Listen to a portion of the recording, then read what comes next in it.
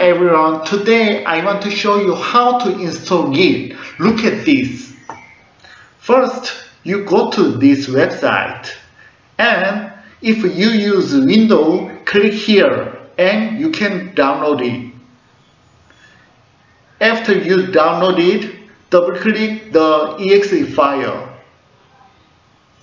and click next and click next.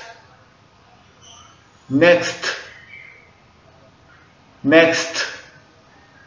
and you can choose the default editor. I selected Visual Studio Code and next,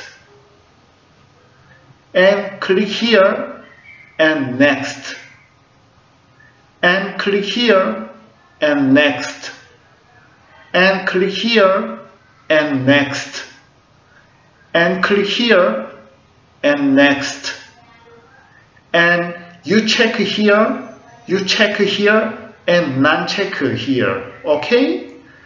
Install and next. Okay? Congratulations, you finished install. Please like and subscribe this video. Thank you so much. Bye bye.